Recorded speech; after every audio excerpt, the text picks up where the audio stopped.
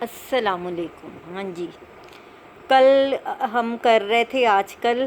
یہ characteristics in کی کر رہے تھے، یہ جو یونانی مجسمہ سازی ہے، اور اس میں جو آگے ہماری آتی ہے آرکک ریلیف اسکلپچر، اس میں کیا انہوں نے کیا ہوا ہے کہ آزادانہ جو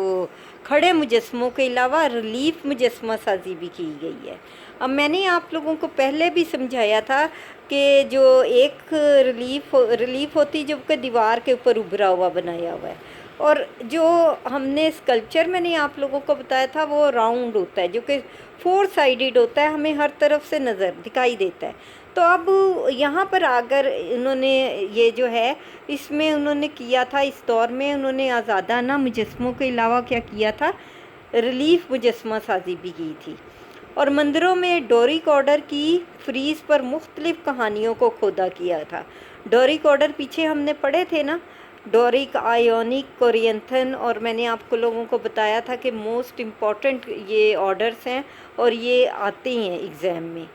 تو اس میں مختلف ایک آرڈر کی مختلف قسم کے حصے ہوتے ہیں، جس میں کہ ڈورک آرڈر کی جو فریز تھی جو اوپر کے سائڈ پہ آتی، وہاں پر انہوں نے کیا کیا تھا کہ مختلف قسم کی کہانیوں کی السٹریشنز کی تھی، یعنی انہیں کھود کے بنایا تھا۔ فگرز کیا بنائے تھے؟ بھاری بنائے تھے، فلیٹ اور چہرے کے تاثرات کے بغیر بنائی تھی، اور بہت سی عمارتی سنگ تراشی چھٹی صدی کے وسطی دور میں یونان میں کی گئی۔ پھر ایتھین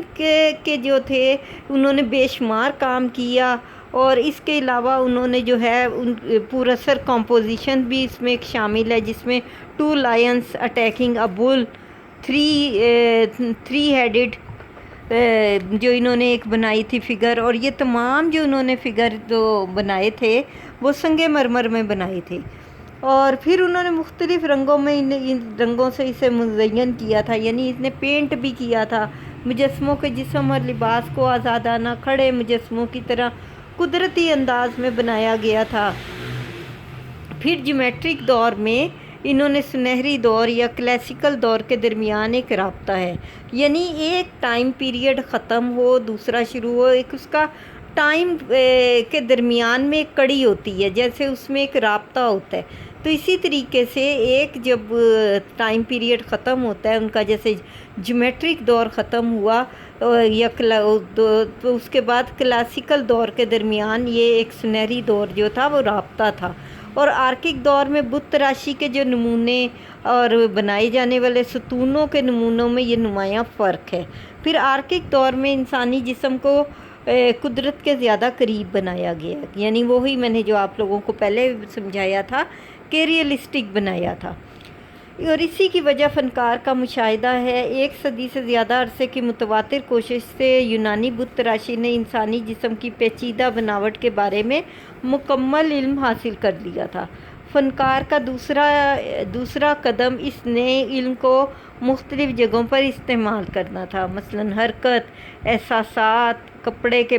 بنانے اور کمپوزیشن میں، اور یہ کیا احساسات، حرکت کیا، فیلنگ آف موومنٹ، کہ جیسے فگرز ایسے لگیں جیسے ابھی موو کرنے لگ جائیں گے ٹاپک کے اکارڈنگلی، کپڑے میں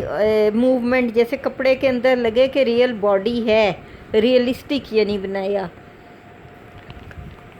بس فنکار نے کیا کیا، آہستہ آہستہ انہوں نے کیا کیا کہ حقیقت کے قریب تر اپنے کام کو کرنے لگ گئے۔ پھر کلاسیکل پیریڈ ان کا شروع ہوتا ہے۔ کلاسیکل پیریڈ میں نے آپ کو کون سا سمجھایا تھا کہ وہ والے پیریڈ کلاسیکل پیریڈ میں آتے ہیں کسی بھی سویلائزیشن کا، جس میں کہ وہ اپنی پیک پہ ہوتا ہے، یعنی ان کی ساری جو کریکٹرسٹکس کہہ لیں یا وہ اپنے اس پہ پیک پہ ہوتا ہے، اپنے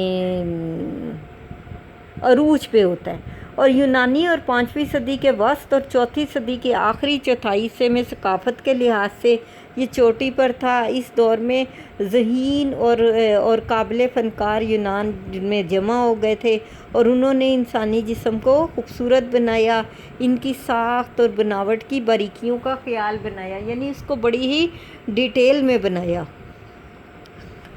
आर्किक दौर में फ़नकार का नज़रिया इंसानी जिस्म को हकीकत के करीब और रवायती अंदाज में ढालना था, लेकिन क्लासिकल दौर में ब्यूटी के बारे में उन्होंने का नज़रिया तब्दील हो गया था, क्योंकि अब उन्होंने ख़याली इंसान को बनाना शुरू कर दिया। यानी पीछे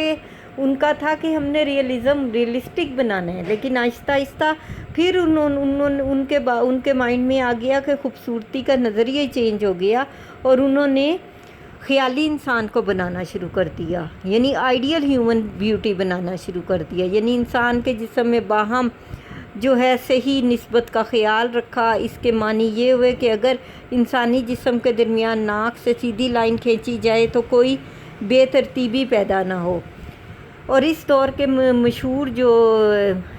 बुत तराश थे, उन्होंने भी इंसानी जिस्म को तनासुब से बनाने का असूल राइज किया, जिसके तहत जिस्म के हर अज़ा को बाहमी तनासुब से बनाया जाता था। और क्लासिकल दौर में आम मुजस्समों को एक पाँव पर खड़े दिखाया गया। ओके, आज के लिए इतना ही। तो कल इंशाल्लाह आगे हम नेक्स्ट इसकी एग्जांपल पढ़ेंगे। अभी आप इसको रीड करें और देखें और मुझसे फिर क्वेश्चनिंग करें थोड़ी देर तक, ठीक है? ओके, अल्लाह।